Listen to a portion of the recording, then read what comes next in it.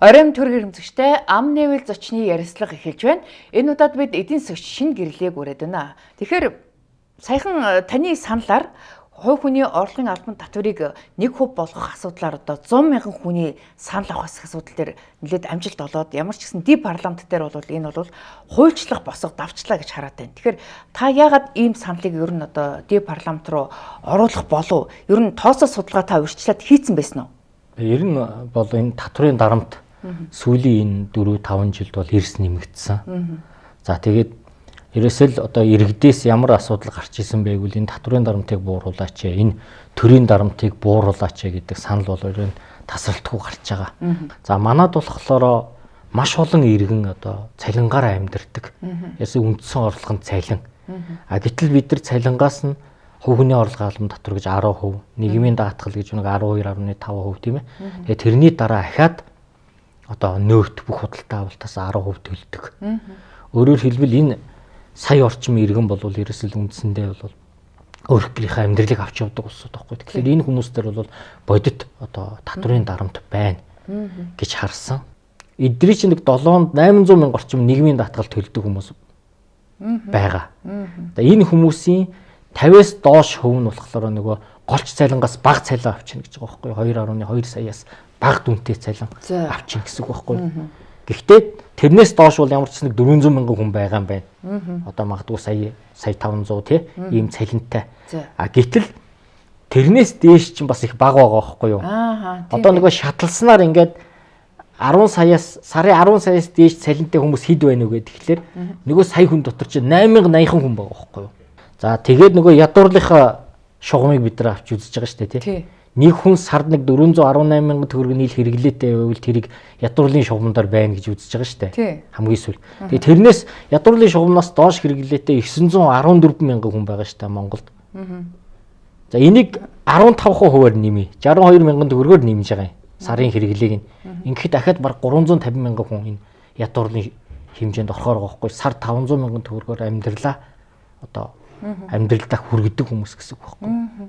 Тэгэхээр бид нар одоо энэ нэг сая хүний асуудалтаар л энэ ямар ч үсэн нэг татврын хөнгөлөлт үзүүлэх, хангалттай хэмжээний хөнгөлөлт үзүүлэх юм шаардлагатай байна гэж хараад байгаа юм. За тэгээ энэ үндсэн дээр бол за ямар ч үсэн бол одоо энэ жил энэ хаврын чуулганаар бол энэ татврын багц хуулийг шинчилнэ гэдэг одоо ерөнхий сайд жамлсан улсын хурлын гишүүд ч бас яриад байгаа тийм ээ. Гэтэл яг бодит зураг дээр бол энэ ачаал өгч байгаа 3 татвар бол тийм том хэмжээнд бууж чадахгүй юм байна.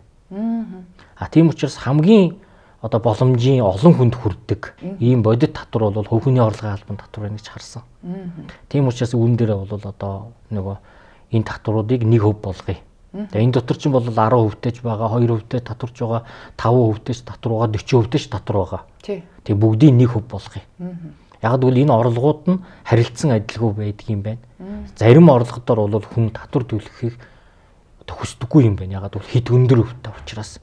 Энэ нь өөрөө иргэдээ эргээд хуулийн хариуцлага хүлээх эрсдэл рүү авчихдээ юм байна.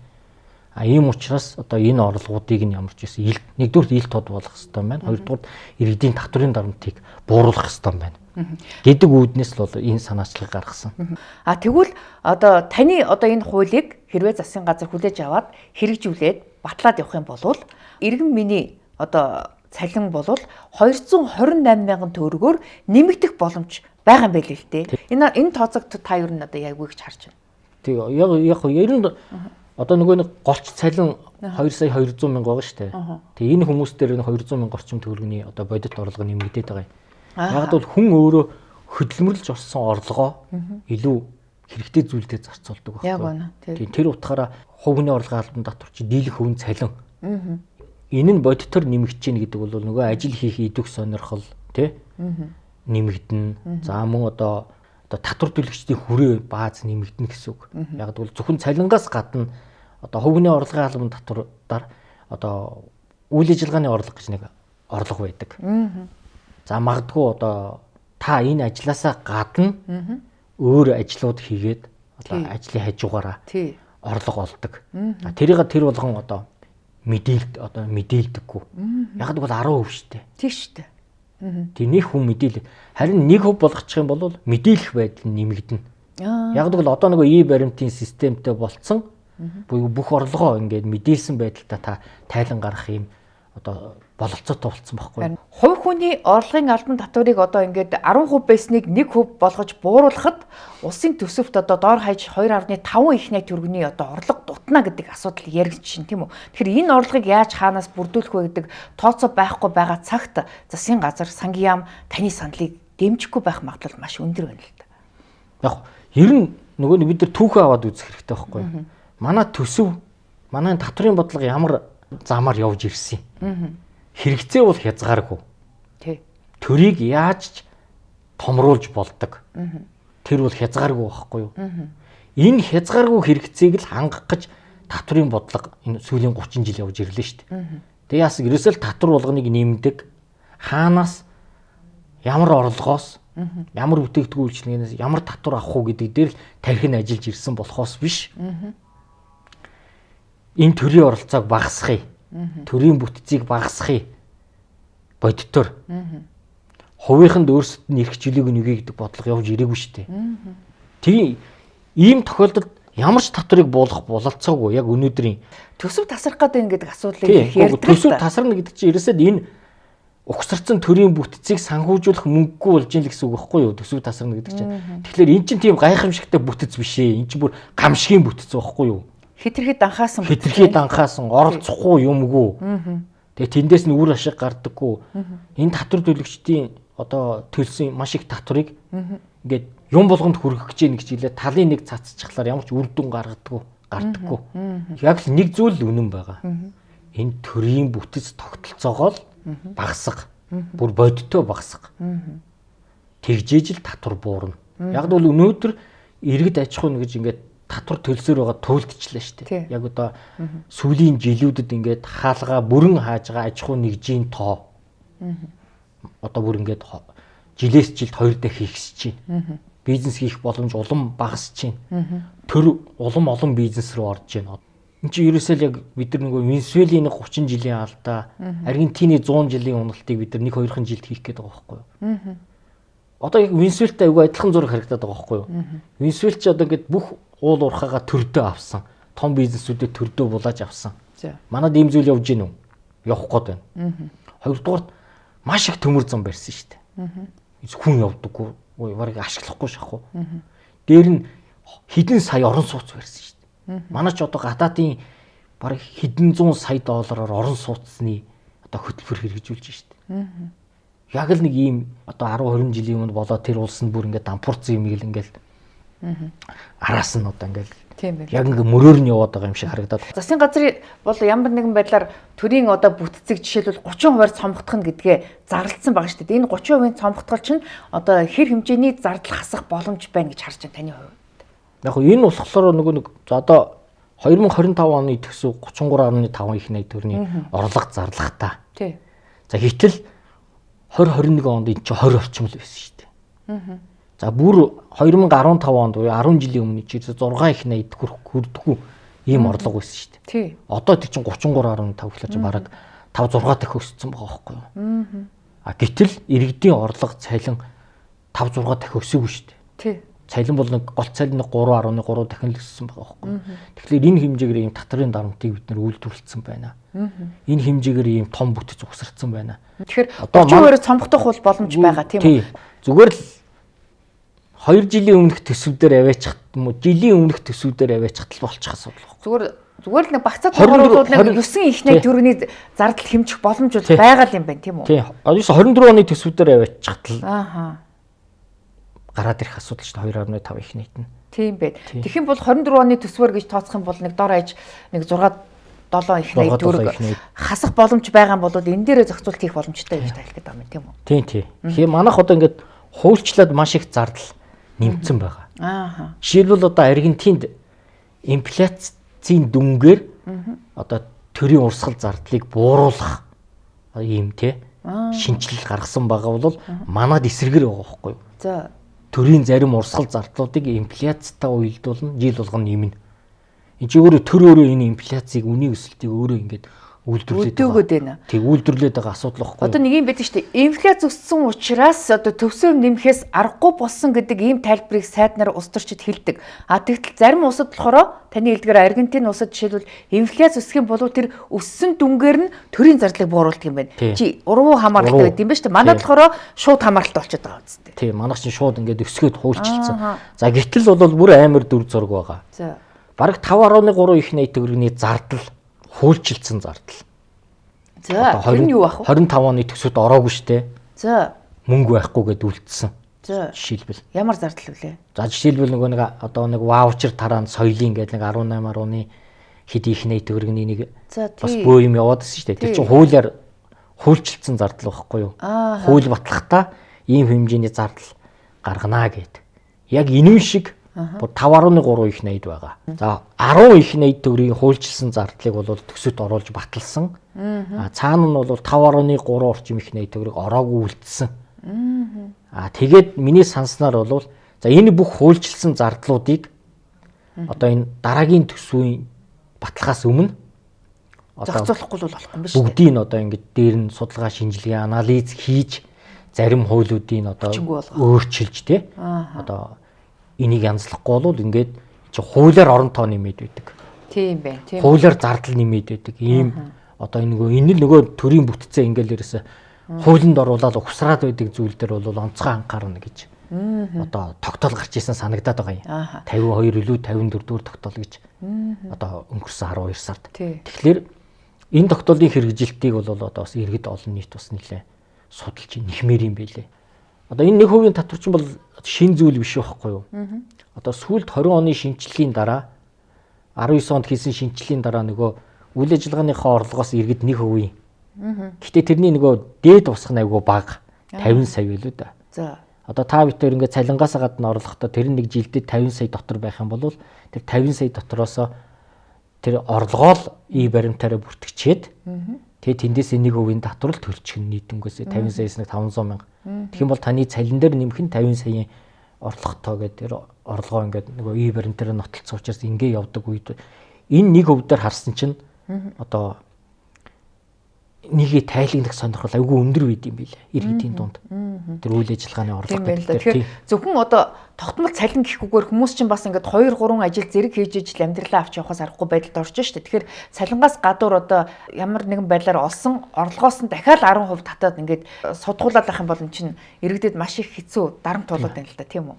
Гэтэл аж ахуйн нэгжлэр яаж яах нэг бол одоо 300 сая хүртэлх татвар ногдох орлоготой бол шууд 1% татвар төлж байгаа. Аж ахуйн нэгжтэй бүх зардлаа асуулаад. Тийм шүү дээ. За 1.5 их найт хүртэл одоо татвар ногдох орлоготой аж ахуйн нэгж 10% төлчөөд буцаагаад 90% авч байгаа. 9. Тэгэхээр энэ аж ахуйн нэгжүүд дээр ч арай илүү хөнгөлт. Тийм. Яг зүгээр энгийн логикоор яхахлаар илүү хөнгө. Тэгтэл бүх хүн ийм бизнес хийх боломжгүй шүү дээ. Энд чинь сая хүн цалингаар амьдарч байна. Тийм. За ингээд аж ахуйн нэгждэр ч гэсэн өмнө 1% татварыг бий болгож исэн. Тийм байна. Тэр үед бол бас л яг бидний өнөөдрийн ярьжсыг яриа болж исэн байхгүй юу? За энэ чинь нөгөө төсвийн орлого дутна. Энийг яах юм гэж исэн. Тэгсэн чинь одоо эсэргээрээ жижиг дунд бизнесүүд дээр эсэргээрээ харьцангуй тэрнээс илүү татвар одоо аж ахуйн нэгжүүдээс одоо татан төвлөрдөг ийм л болж өөрчлөгдсөн. Одоо жишээлбэл аж ахуйн нэгжүүдийн хувьд жилийн борлуулалтын орлого нь 300 сая төгрөгнөөс доошоо байх юм бол 1% татвар төлдөг. 1%. За 91.5 тэрбум гэж ойлгож байгаа. Тэгээ энэ нь бол яг нэг тодорхой салбаруудад бол байхгүй. Арх, тамхи, уул уурхай энэ төрт хамаарахгүй бусад салбарт гэхлээр ер нь одоо иргэдийн хийдэг тий түгээмэл бизнесүүдэд гэсэн үг байхгүй юу? Тийм байна. Тэгээ одоо шинчилсэн хуулиар 2.5 тэрбум босхыг нэмэх гэдэг шүү дээ. Нэмнэ гэж байгаа. Энэ бол бас сайн мессеж. Тийм байна. Тэгэхээр жилийн борлуулалтын орлого нь 1.5 тэрбумаас доошоо байх юм бол 1% татвар төлдөг байсан бол одоо энэ босхыг нь дахиад өндөрсгчих юм бол илүү олон аж ахуйн нэгж одоо хамрагдах юм боломж байна. Одоо нөгөө жижиг дунд бизнесийг дэмжих хууль гэдэг жижиг дунд бизнесийн хууль ч үлээ тий. Тэгээ энэ жижиг дунд бизнесийн тодорхойлолтоор бол 2.5 их найдагс гарсан юм байлээ. Дунд бизнесүүд. Тэгээ доошоо жижиг бүр тэр одоо микроч гэдэг юм уу тий. Бичил бизнес ч гэдэг юм уу ийм ангиллууд байгаа. Гэтэл бол одоо ямар ч 1% гэдэг бол тэдний хувьд бол бас харьцангуй хоригдталтай болох. Тийм шүү дээ. Тэгэхээр аж ахуйн нэгжийн орлогын албан татварыг тодорхой босгохоор ингээд нэг хөв болгож болоод тэр нь одоо төсөв тасрах биш. Төсөвт илүү орлого төвлөрүүлэх ийм боломжийг байгааг харуулж чадж байгаа юм чинь. Хувь хүний орлогын албан татварыг ч гэсэн 10% нэг хөв болгоод ямар нэгэн босгохгүйгээр нэг хөв болгож болох юм байна гэдэг ийм одоо сэтэл тань төрсөн юм байна гэж харлаа тийм үү? Тийм. Энэ ер нь бол манад ийм нэг за нэг хэсэг хүмүүс нь бол заавал ийм шаталсан татвар. За тэр нь бол илүү социал демократ үзэл баримтлал буюу одоо манайхаар ерэн социалист л гэсэн үг л дээ. Тэд нар байна ингээл заавал ингээл нэг их орлоготой хүнээс нь их татвар авах гал. Тийм. Бидний хувьд бол миний хувьд бол бүх хүн адилхан л хуваар татвар төлье. Ягаад бид нар сайн ажиллаж байгаа хүнийг шийдэх ёстой. Тийм шүү дээ. Тэр хүн их орлого олго л доо. Тэр нөгөө нэг шаталсан татвар аваад байгаа нэг 8080 хүн чинь уг нь манайхаар бол манай торгон зэрэг шүү дээ.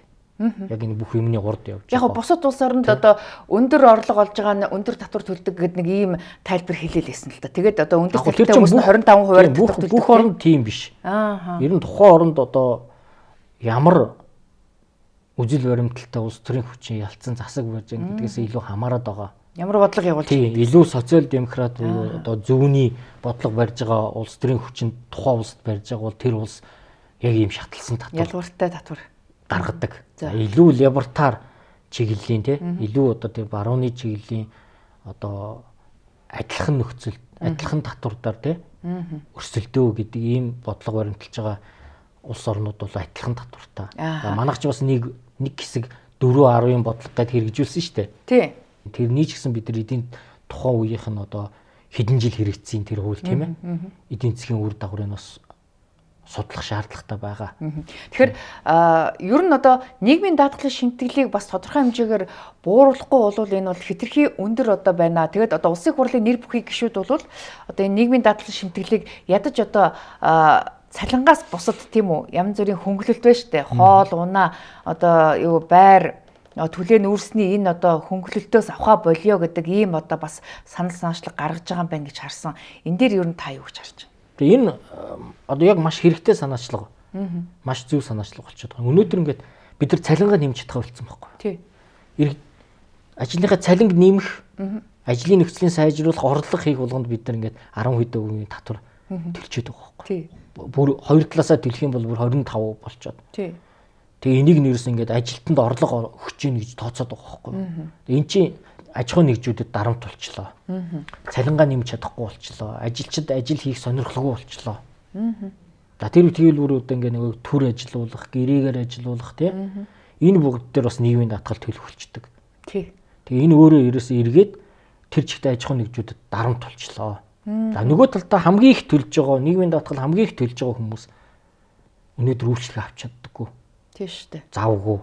Тэр төрийн эмнэлэгт сарын дараа үзүүлэх. Тий. Ямар ч боломжгүй. Шууд нөгөө нэг цалингаа бариад эсвэл зээл аваад хувийн эмнэлэгт төрийн шуурхаа үйлчлэгээ сайтай эмнэлэгт үзүүлдэг.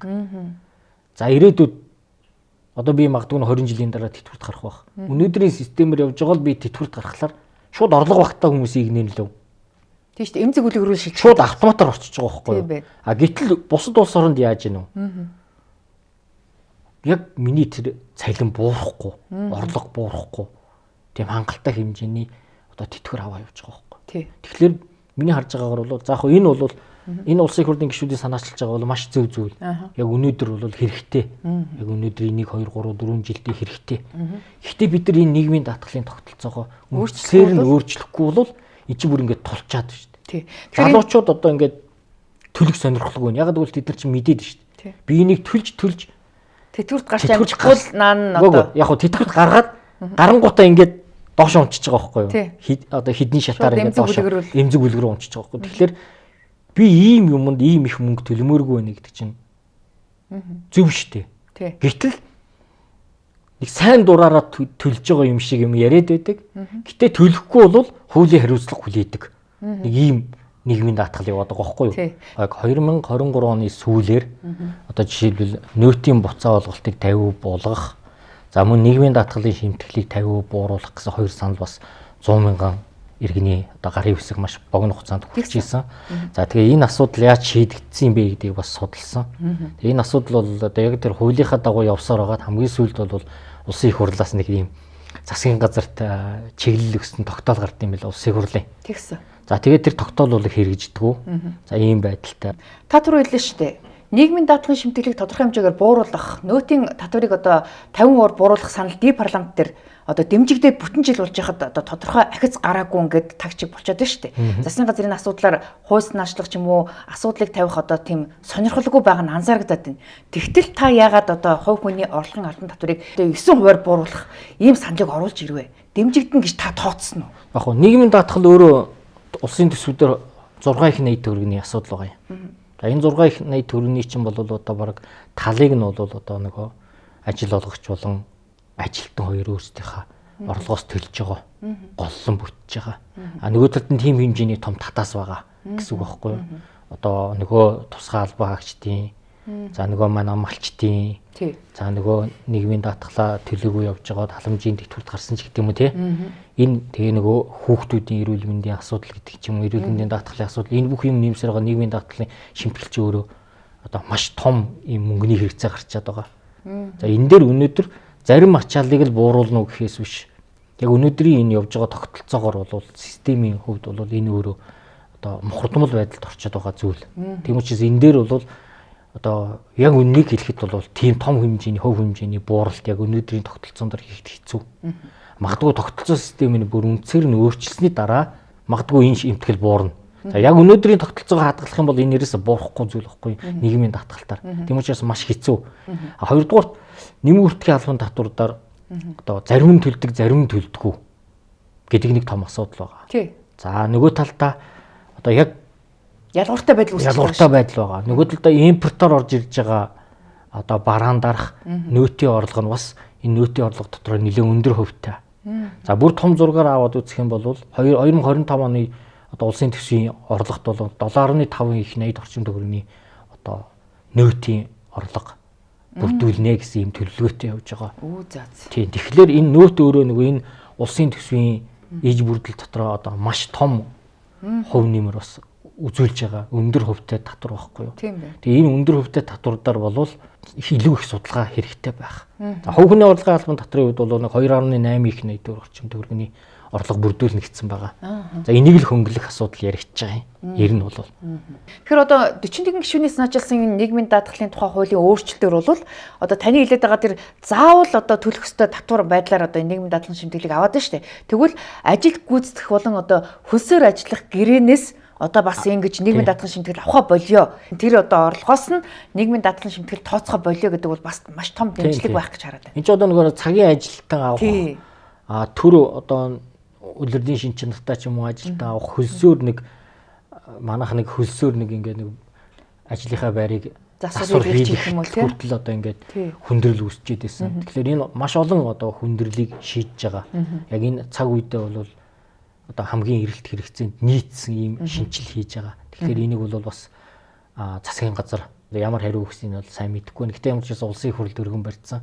Энэ хавар бол хилцэх байх. Нөгөө талаасаа бол засгийн газар уг нь одоо бас энэ хаврын нийгмийн даатгалын шин одоо нийгмийн даатгалын шинжилгээг одоо эрх зүйн орчныг оруулж ирнэ гэж сонсогдсон. Уг нь оруулж ирэх ёстой. Гэтэл одоо болтол ямар ч гэсэн олон нийтээр нөгөө хуулийн төслүүд нь хилцэгдээгүй байгаа учраас барыг энэ хавартаа бол засгийн газрын хувьд бол амжихгүй юм болов гэж харж байгаа. Тэгэхээр одоо нийгмийн даатгалын сан чинь одоо алдагдал нь бараг 2 их 80 төгрөгт хүрч байна гэдэг асуудал байна л та. Тэгэхээр ерөн зүгээр ажил олгогчийн зүгээс төлдөг тэр 12.5% билүү те. Энэ одоо мөнгийг одоо төлөхгүй байх боломж байгаа. Өөрөөр хэлбэл тэр чинь ажилтнанд нь одоо тэтгэврт гарахад ямар ч нөлөө үзүүлэхгүй ийм татвар юм бол энийг ер нь ажил олгогч нь төлөөд байх шаардлага байна уу гэдэг ийм бас асуулт гарч ирээд байлээ. Энэ дээр та юу гэж харж байна? Яг энэ яг өнөөдрийн нөгөө нэг хэрэгцээг хангахын тулд л одоо энэ 12.5 гарсан байх. Яг тэгвэл 6 их 80-ийн хэрэгцээ байгаад байгаа шүү дээ. Одоо улсын төсвүүдээр 2025 он 6 их 80 гэж батлагдсан. Эний чинь баг тал нь татаас байхгүй юу? Тэгээ үлдснийх нь тал нь аж ахуй нэгж төлдөг. 1.5 орчим ч юм уу тий. Одоо 2 их 80-ийн ч юм уу ямар ч байсан. Ингээ үлдсний ажилтан төлдөг. Тэр чинь бол 50 байгаа шүү дээ ойролцоогоор тий.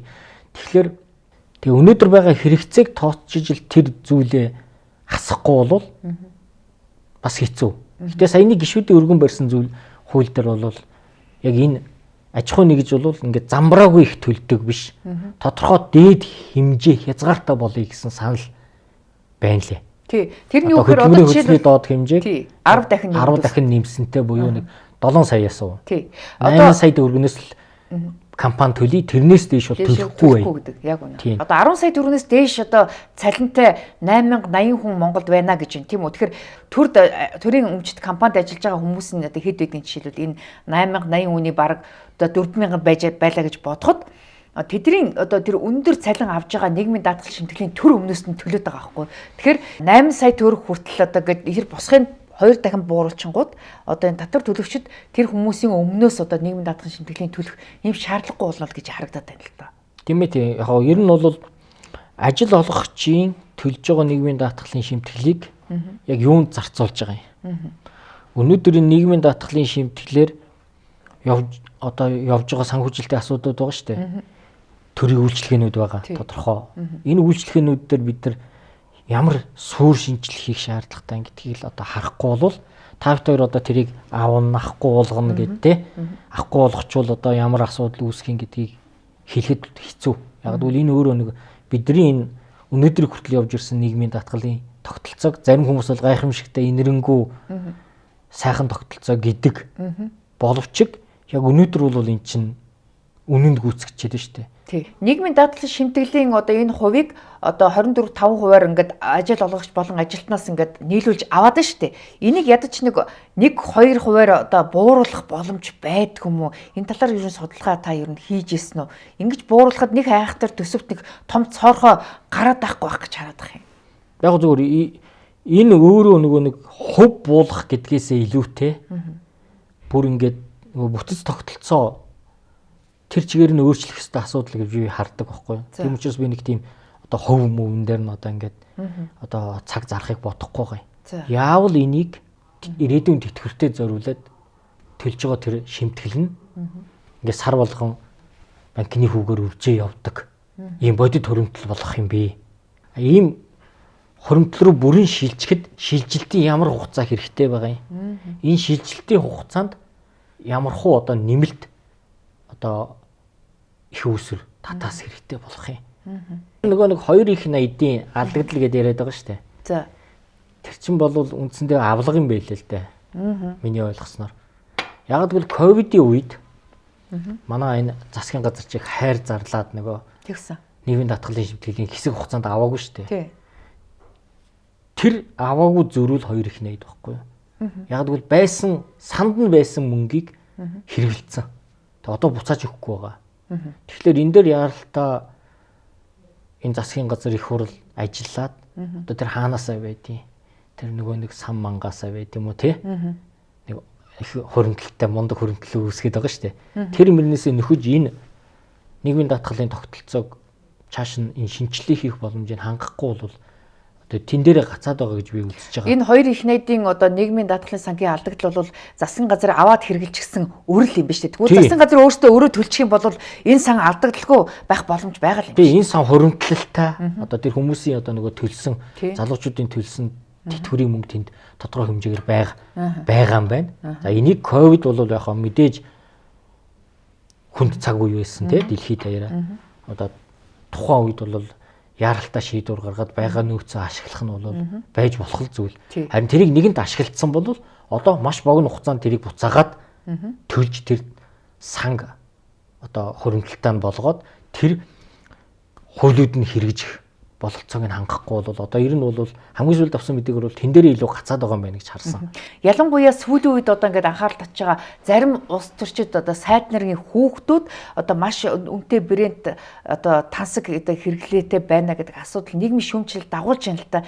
Тэгэхээр бидний төлсөн татвар тэр одоо улс төрчдийн хүүхдийн тансаг хэрэгцээ болж хувираад байгаа бол ер нь өнөөдөр татвар төлөх хэрэг байд юм гэдэг ийм асуултыг дагуулж байна. Энэ дээр та юу гэж харж байна? Яг нэг бид нар татварыг юунд зарцуулах хэрэгтэй юм.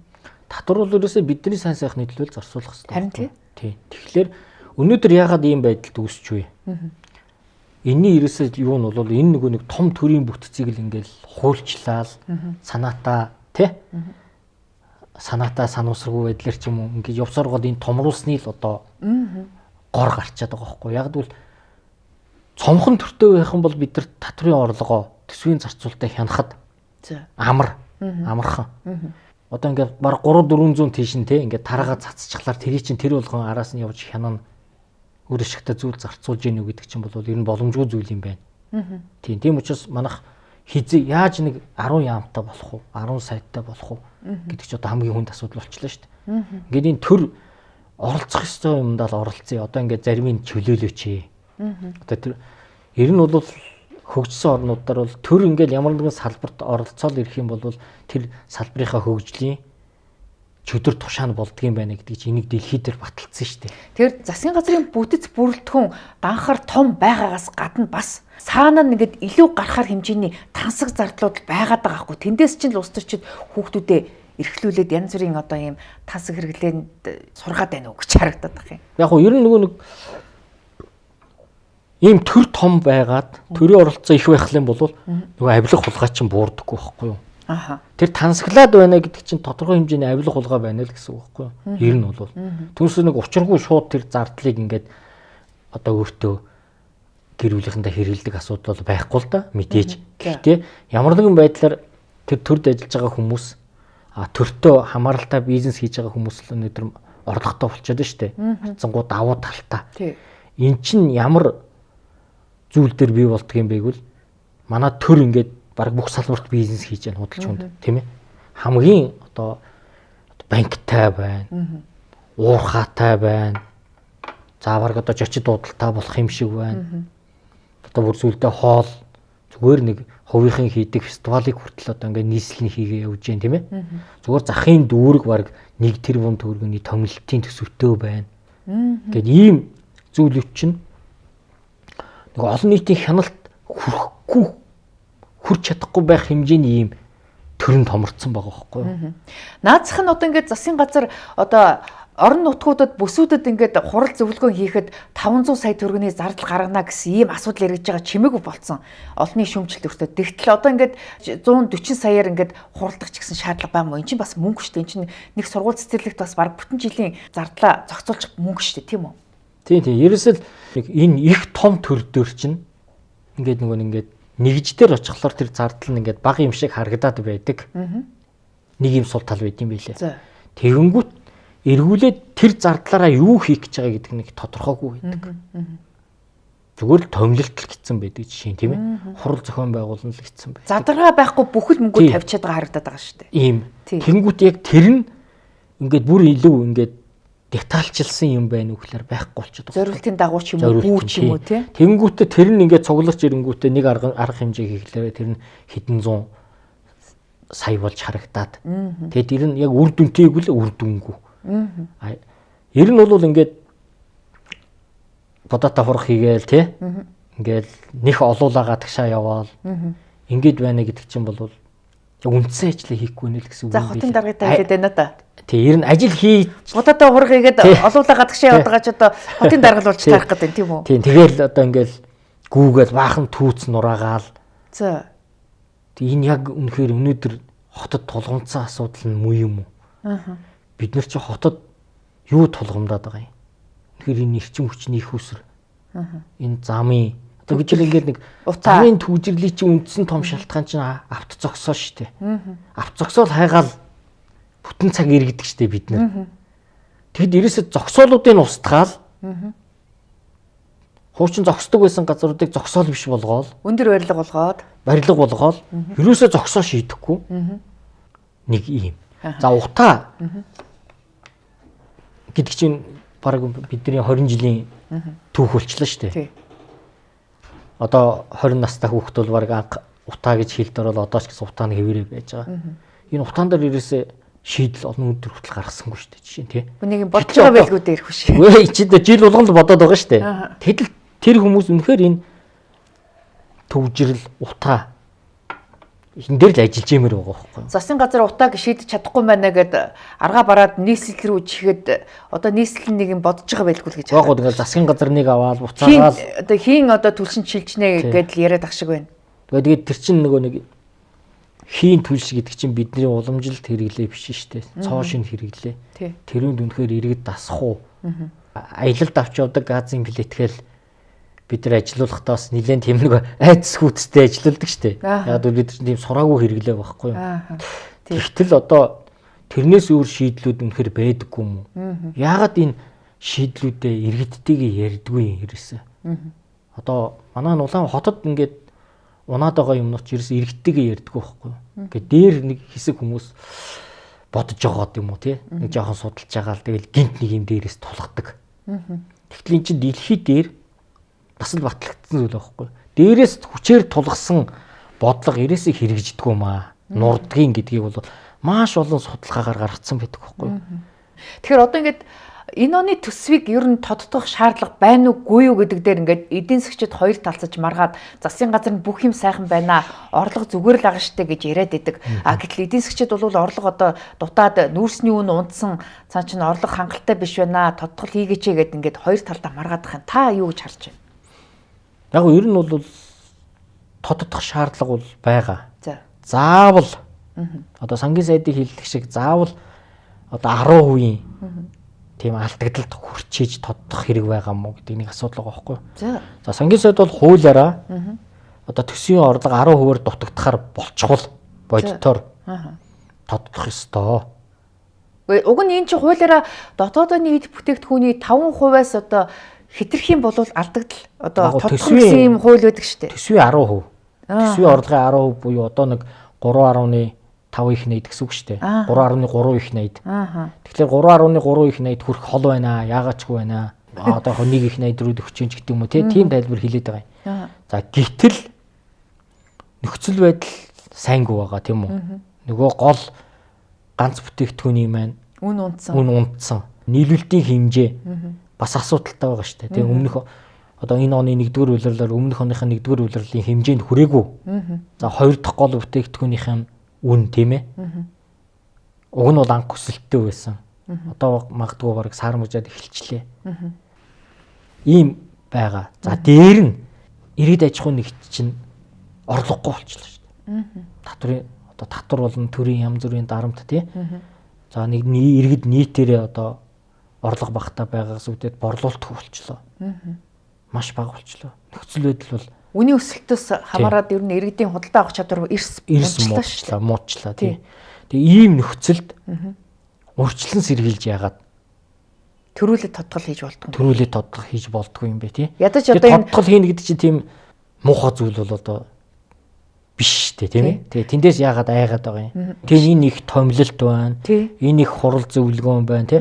Одоо бол баг жилдээ 200-300 том хэмжээний хурал болж байгаа шүү. Нэр их бага хэмжээний. Энд чинь ганцхан засгийн газар ингээд бүсчлээд яваад байгаа юм биш. Яамууд нь бас бүсчлээд яваад байгаа байхгүй дан дангаараа. Тийм асуудал бас байгаа. Зөвхөн одоо тэр яам гэж явж байгаа асуудал байгаа. Тэгэхээр эн чинь бүр за тэгээд энэ төрийн ордонд чинь бараг өдөр болгон том хурлууд болдог. Том хурлууд. Том одоо дэлгэцтэй, том одоо стенд бэлтгэсэн маш их сурчлагын материалтай хурлууд бараг төрийн ордонд бараг ажлын 5 өдөр бараг л 5 өдөр болж байгаа шиг байна. Тэрнээс гадуурч зөндөө байна.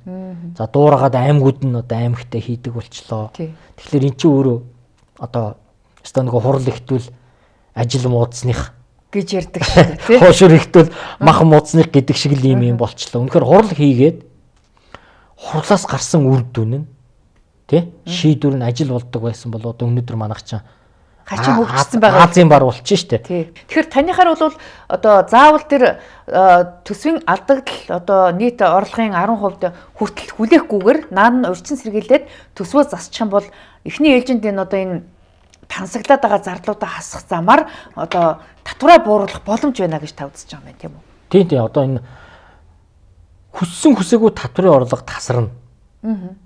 Тэ? Татврын орлого тасархлаар за яг өдөр цалин хангамж урсгал зардал бол явдгаар явчихна. Асуудалгүй тэр хэмжээнд хүртэл тасарна гэж байхгүй. За нөгөө төсвийн хөрөнгө оруулалтаа олон төслүүд дээр чинь одоо хугацаанд ашиглалтанд орохгүй тэднэр дээр илүү тасарна шүү дээ. Тэгээд тэр нөгөө олон он жил дамжаад зарцглаар төсөв төртгөн. их хэмжээгээр нэмэгдэнэ. Тэгж байгаа. Энэ өөрөө эргээд л татварын дарамт байхгүй юу? Тэгэхээр энэ дарамтаас хамгийн түрүүнд одоо сэргийлэх ёстой. Нэгдүгээр. Хоёрдугаар тэр нөгөө хэрэггүй зүйл зарцуулаад байна шүү дээ. Тэг энэ үр ашиггүй зардлуудаа танах. Энэ хоёр дороо одоо төсвийн тодтоглоо оллоод хийчихтэл бас гайгүй үр дүн гарна шүү дээ. Өнгөрсөн намарчин засгийн газар ингээд ерөнхийлөгчөөр 20 50 барин одоо нийтдээ нэг 2.2 их найд төгрөгийн зардлыг л хассан шүү дээ. Тэгтэл улсын хурлын нэр бүхий гишүүд бол 5 их найдыг хасах боломж байна, илүү зардал зөндөө байна гэд яриад байсан тийм үү. Тэгэхээр танихаар бол хэр хэмжээний зардал хасах боломж байсан энэ оны төсвөөс. Ер нь бол хасыг үл хангалттай л хасна. Яг бол энэ чинь нөгөө нэг хэрэггүй оронтой. Одоо хэрэггүй бүтээн байгуулалт юмнууд байгаа байхгүй. Бид нар ч одоо маш олон салбарыг л босгохгүй л хөдөө аж ахуйн ялангуяа бараг 500-600 тэрбум төгрөгийн татаас өгч байгаа шүү дээ. Тий. Тэр ингээд ягаад татаасгүйгээр хөгжиж болдоггүй. Тэгээ одоо тэр нөгөө Евразийн гэрээ байгуулагдаад тий. Тэгээ баахан одоо гадны бараа орж ирээд нөгөө бидний татвар төлөгчдийн мөнгөөр 10 хэдэн жил дэмжсэн тэр нөгөө хідэн одоо жижиг үйлдвэрүүд юм байна. Явчих юм биш үсттэй. Яг энд сэргийлээд нэг зарим нэр төрлийн хассан л гэж яриад байгаа л та. Одоо манай монголчуудын хийдэг одоо бараг оруулж ирэхгүй талаас нь тэр Евразийн гишүүн орнуудаа ярьж байгаа л гэсэн л дээ. Та мэдгүй би тэн дээр бол итгэхгүй байгаа. Тийм. Тэгэх юм бол одоо яах юм те? За дээр нь одоо энэ царай ногоо энэ үзүүлэг чинь одоо яг л саяны хэлсэн шиг олон жил дэмжиж чинь тийм ээ. Тийм. Тэгтэл одоо энэ маань тим хэмжээнд байж чадчихэв үү? За нөгөө талдаа бол хүмүүс шүүмжлээд идэг шүү дээ. Манай малчтыг тий бүх зүйл нь л үнэгүй гэдэг тий. Тэгдэг. Гэтэл төр баг оролцож явах үедээ л эн чинь ноолуур нь хамгийн үнэтэй, нэхийг хаягддаггүй. Ийм л байсан шүү дээ. Нөгөө талаар одоо ингээд үнийн өсөлт одоо хэрэгс хэтэрсэн энэ нөхцөлд дахиад л одоо эрчим хүчний үнийг одоо 30% гэж байгаа 3 дахин нэмсэн. Тэгтэл одоо энэ 5 дугаар сарын 18-наас дулааны үнийг ер нь бараг 80%-аар нэмнэ гэжсэн шүү дээ. Тэгээ хойшлуулсан гэж байгаа. Тэгээд ямар ч гэсэн оны сүүлээр бид нэр одоо эрчим хүчний үнийг 200%-аар буюу 2 дахин нэмнэ гэдгээ хэлжлээ. Тэгэхээр энэ ч одоо нөгөө үнийн өсөлтийг улам гааруулад ард түмний амьдрал ер нь бараг л сөхрөх хэмжээнд очих юм биш үү? Гол нь энэ нөгөө нэг шинжилэл хийнэ гэдэг байгаа шүү дээ. Реформ гэдэг алдартай. Тэгээ энэ өөрөө зүгээр ингээд нэг үн нэмээд дуусчихж байгаа юм биш үү? Ухтаа бол үр ашиггүй зардлыг нь үнэхээр тань чадвал энэ салбаруудаар үйл ажиллагааг сайжруулах хэмжээнд лөө тий ойртуулад тань чадвал үнийг ингэж их нэмэх шаардлага байсан юм уу? Эдгээр чи өөрсдөө ерөөсөө зүгээр л өнөөдөр бид нар ингээд 1 кВт цахилгааныг ийм үнээр үйлдвэрлээд ийм үнээр зарж ийн гэдэг тооцоонд ороод үнэ нэмсэн шүү дээ. Одоо дулааныг бас тэгэх гэж байна. Гэтэл тэр үн дотор хулгай ямар байгаа юм. Үр ашиггүй зардал ямар байгаа гэдгийг судалж эхэлж гаргамаар юм. Би бол гаргаагүй юм байна л гэж харж байгаа. Төсвүүдээр бид нар хяналт тавьдаг. Иргэд харьцангуй нэмэгдэж байгаа. Энэ бол сайн зүйл тийм ээ. Улсын төсвүүдээр. Гэтэл бид нар энэ төрийн өмчийн компаниудын одоо санхүүдээр олон нийтийн хяналт байдаггүй юм байна. Ер нь. Харин тийм баг. За бас тийм ил тод нээлттэй ч бас биш юм байна. За дараагийн нэг төсөв нь бол орон нутгийн төсвийг бид нэр ерөөсөө хяндаггүй юм байна. Иргэд. Энэ бас л тийм нээлттэй ил тод биш юм байна. Орон нутгийн засаг захиргааны хийж байгаа үйл ажиллагаанууд бас хаалттай юм байна. Нийслэл дүүрэг, аймаг, сум энэ нь тийм шилэн биш юм байна. Ойлгомжтой биш юм байна. Тэгэхээр бид нар дараагийн ээлжинд эднэрийг төрийн эмчийн компаниудыг уг нь болдог бол одоо бүгдийг хөвж шилжүүлмээр байна. Олон нийтийн нээлттэй компани болгомоор байна. Тэгэхээр ийм зүйлүүд бол бидний өмнө одоо нөгөө сорилт хэвээрээ байна. Шинжилэл хийнгээд үн нэмээд идэг. Гэтэл яг бодит байдлаараа тэр техник технологийн шинжилэл хийж чадахгүй л гацчихж байгаа шүү дээ. Үйл ажиллагааны шинжилэл, тий техник технологийн шинжилэл, засаглалын шинжилэл гэдэг чинь олон шинжилэл байгаа шүү дээ. Одоо тэр чинь бол ийм нэг one tools байж байгаа шүү дээ. Ер нь бол хүн орж болдоггүй. Мэдээ яг үйл ажиллагааны мэдээлэл, тэгээ хүний нөөцийн мэдээлэл ч гэдэг юм уу, техник технологийн мэдээлэл тодорхой олон нийтэд ил тод байх ёстой юмнууд нь хаалттай хэврэл шүү дээ. Тэгэхээр шинэ гэрэл гэж эдийн засгч сүүлийн үед одоо энэ татвар төсвийн асуудал дээр нэлээд одоо чанга дуугарч эхэлсэн. Тэгэхээр магадгүй сөрөг хүчний одоо дутуудсан тэр орон зай дээр л та одоо ажиллаж байгаа гэж хараад байна л да. Би нэг 10 жил ярьж байгаа.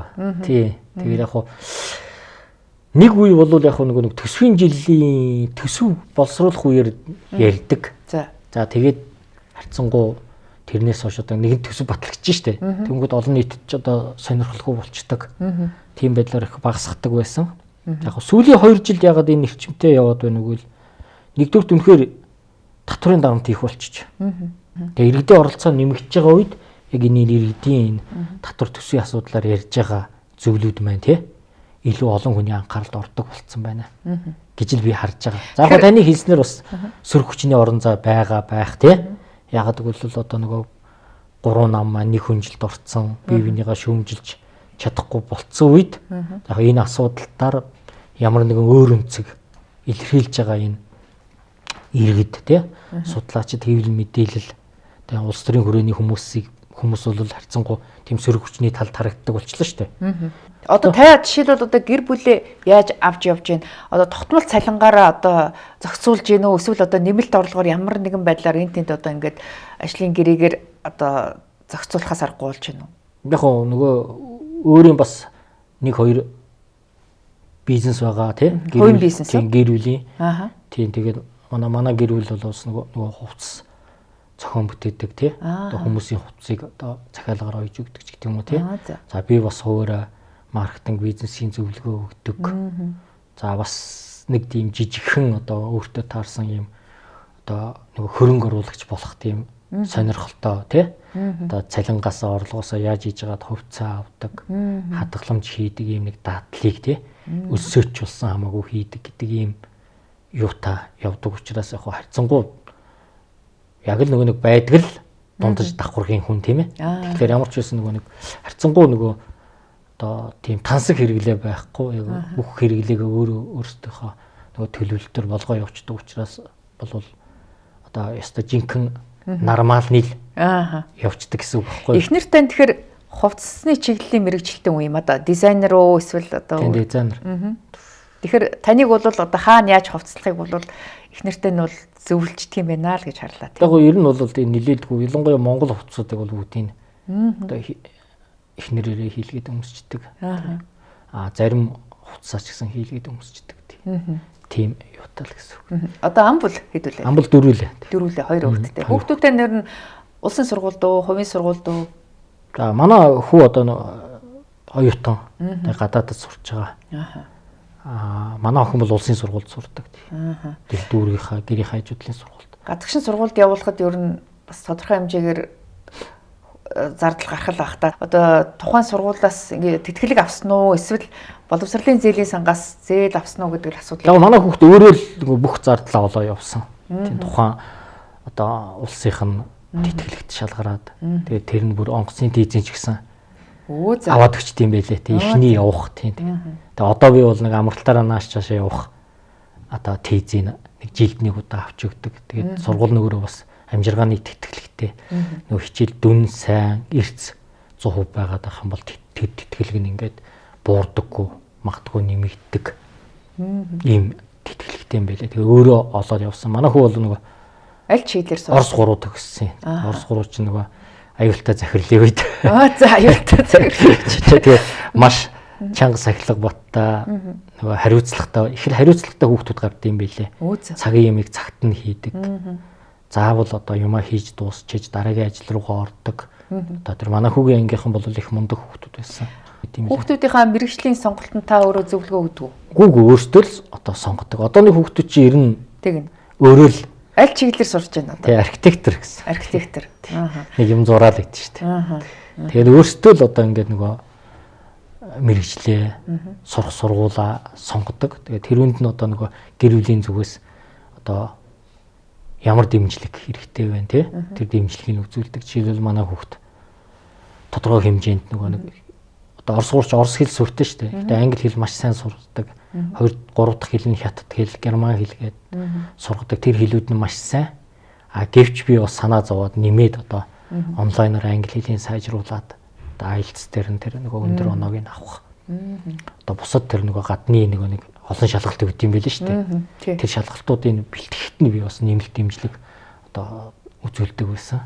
Түүнээс биш одоо би нэг ингээл бүх юмыг шалгаал заагаад байдгүй шүү дээ. Ер нь би нэг 7 хоногт нэг асуудаг тий. За хичээл гайгүй юу тий, хэрэгтэй юм байгаа юу гэж асуудаг. Түүнээс би нэг одоо маш их юмд зарим эцгийнх нэг маш их юмд оролцдог шүү дээ. Би бол аль болох өөрөө асуудлаа шийдэг. Тэг өөрөөр нь шийдвэрийг гаргуулаад явдаг. Одоо тэгэхээр хаврын чуулган дуусахаас өмнө ямар ч засгийн газар одоо татврын шинжилэл хийнэ гэдэг амлалтантай өрөөд асуудлыг улсын хурлд оруулж ирэх байх гэсэн хүлээлт байна л да. Тэгэхээр та эдийн засгийн хувьд энэ татврын шинжилэл дээр ямар бодлого явуулах ёстой вэ гэдэг одоо өөрийнхөө санал зөвлөгөө өгч ин гэж ойлголоо тийм үү? Тийм. Одоо юмчсан энэ 100 мянган иргэн гэдэг бол маш том тоо. Энэ 100 мянган иргэний чинь 85% нь 18-аас 40 насны залуучууд саналаа өгсөн байгаа. 6 хоногт. Хэрвээ улсын хурл энэ асуулгыг хаалгүйгээр хуулийн 30 хоногийн хугацаанд байлгасан бол магадгүй 300-400 мянга ч хүрэх байсан юм. Ердөө 6 хоногт. 6 хоногт тийм. Тэгээ 62 мянган нь Улаанбаатар хотоос. Тэгээ аймаг болгоноос одоо ингээд мянгаас дээш тооны хүн одоо саналаа өгсөн байгаа. Хамгийн хүн ам багтаа хамгийн аймаг Говь Сүмбэр хүртэл 640 орчим хүн өгсөн байгаа. Тэгэл одоо том аймагуд Орхон аймаг гэд бараг 4000-аас 4-5 байх жишээний. Дархан уул 3-аас 4000. Ингээд. За энэ бол иргэдийн бодит төсөлт байна. Тийм учраас нэг хувийн болох бололцоо байна. Тэ энийг бол бас улсын хурлын 4 гишүүн энийг бас хууль болгоод аваа явж байгаа. Засгийн газар руу саналаа өгсөн. Засгийн газар хариугаа өгчвөл улсын хурлд өргөн барихад билээ гэсэн үг. Засгийн газраас санал дүгнэлт авах хүсэлтэд явуулсан. Та ажлын хэсэгт ямар ч сан орох юм байна гэж харлаа тийм үү? Яг уу тэр бол яг нөгөө нэг тэр 4 гишүүн босруулаад явж байгаа учраас тодорхой хэмжээнд одоо миний зүгээс одоо оролцоо байвал одоо оролцож болно. Иргэдийн дунд залуучуудын дунд хэлэлцүүлэг хамтран хийх гэдэг ч юм уу тийм. Ингээ нэмэлт одоо зүйлүүд байвал оролцож болно гэсэн. Тэгэхээр засгийн газар ямар санал оруулж ирэхийг бол мэдэхгүй байна. 91 яралтаа одоо ер нь 2-7 хоногийн дотор оруулж ирэхгүй бол энэ татрын хөл чинь батлагдаж амжихгүй. Намрын чуулгантай золох магадaltaй. Тий, намрын чуулгантай золохчвол энэ 2025 он татрын хуулийг өөрчилж чадахгүйгээр засгийн газар чинь нөгөө амлалтандаа хүрч чадахгүй. Төсөв боловсруулах ажил. Тий, төсөвтөөгөө давхардна.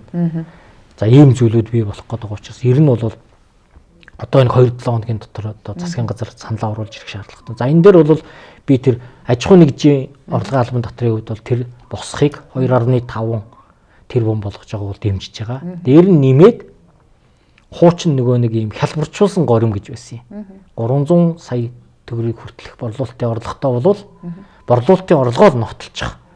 Тэгээд тэр борлуулалтын орлогоосоо 1% төлж байгаа. Одоо тэр зардлаа бүгдийг ингээд тайлгнаад энэ хялбарчуулсан горимыг хасцсан байлээ. Энийг буцааж оруулмаар байна. Энэ ялангуяа тэр бичил бизнесүүд, жижиг бизнесүүдэд маш их хэрэгтэй. Тийм байна. За яг энүүтэй адилхан хувь хүн дээр ч гэсэн энэ хялбарчуулсан горимор тэр үйл ажиллагааны орлогын хялбарчуулснаар явуулдаг боломоор байна. За нөөтийн хуулийн дээр бол нэг маргаантай асуудал байгаад байгаа. Босготой байх уу байхгүй юу? Одоо байгаа 50 саяын босхийг 400 сая болгоно гэсэн санал бол сангийн яамны хуулийн төсөлтөөр байсан. За сүүлд бол их хурлын гишүүдийн ажлын хэсгээр бол энэ босхийг ер нь байхгүй болгоё, бүгд төлдөг болгоё, буцаалтаа болгоё гэсэн ийм асуудал яригадаад байгаа. Тэгэхээр энийг бол дахиад сайн ярих шаардлагатай гэж харж байгаа юм. Тэгвэл бүгд төлөе, тэр босхонд хүрсэн аж ахуй нэгжүүдийн буцаалтыг өгдөг болъё. Яг л бүгд төлдөг болж ин чинь бас нөгөө нэг татрын орлого бүрэн бүртгэхээс гадна нөгөө эдийн засгийг эрүүлжүүлэх тий. Талд эдийн засгийг бас тодорхой хэмжээнд багасгах гэдэг зүйл рүүгээ явах байх гэж харж байгаа. Тий. Тэгэхээр энэ багц цуулуудын хүрээнд бас нэг нийгмэлт нийгэм байгаад байгаа юм. Одоо энэ залуучууд ч бүгдээрээ ажилд орох гээд ирэхлээрээ нийгмийн татвар төлмөөргүй байна. Татвар төлмөөргүй байна гэж ярьдаг болчих. Одоо техник технологи хөгжсөн. Таны цалин бүтэн дүнгээрээ таны утсанд дансанд орог. Эхлээд. Одоо 2.5 сая бол 2.5 саяар орог. Орсны дараа нийгмийн даатгалын шимтгэлийн нэг 250 мянган татагдаг. Дараа нь хувийн орлогын албан татврын 200 хэдэн мянган татагдаг. ийм нэг өөрчлөлт одоо энэ татвартаар хиймээр байна. Одоо болохоор байгууллага суудгаж аваад өгчдөг байхгүй. Тэгээ ихэнх ажилчид мэддэггүй юм байна. Нөгөө зээл төлөгддөг штэ. Татагддаг штэ тэрүүн шиг. Тэгж татдаг болъё. Нэг тийм шинжил хиймээр байна. Тэгэх юм бол энэ сая хүн чинь би ямар нийгмийн даатгалын шимтгэл сар болгон төлөөд байгаа гэдгээ сар болгон өөрийн нүдээр харж тэндээ хяналт тавьдаг болно, оролцдог болно гэж харж байгаа. Энэ бол том одоо сэтгэлгээний өөрчлөлт авчирна гэж харж байгаа. За ингээд бидний ярилцах цаг аль хэдийн дууссан байна. Ингээд бидний урилгыг хүлээж авч дэлгэрэнгүй тайлбар ярьцлага өгснөд баярлалаа. Тэгэхээр одоо татварын дарамтыг бууруулах асуудлаар иргэн болгон өөрсдийнхөө хүсэлтийг илэрхийлж байгаа боловч яг тань шиг одоо ингээд бодит ажил хэрэг болгоод 100 мянган хүний дэмжлэг аваад улсын хурлд асуудлыг одоо хуульчлах ийм хэмжээний бас санал санаачлага бас хараахан дутагдчихсэн. Тэгээд энэ дутагдчихсан орон зайг та одоо бас гүйцээж санал гаргасан танд баярлалаа. Ингээд цаашдаа энэ одоо хувь хүний орлогын албан татвар болон бусад одоо татварын дарамтыг бууруулах асуудал дээр бас та өөрийнхөө санал зөвлөгөөг өгч ажиллаарай гэж танд амжилт хүсье. За баярлалаа. За баярлалаа. За манай энэ удаагийн ам нээвэл зочны ярилцлагаар эдийн засагч шинэ гэрэл оролцлоо. Анхаарлаа тусан үзэгч таганд баярлалаа.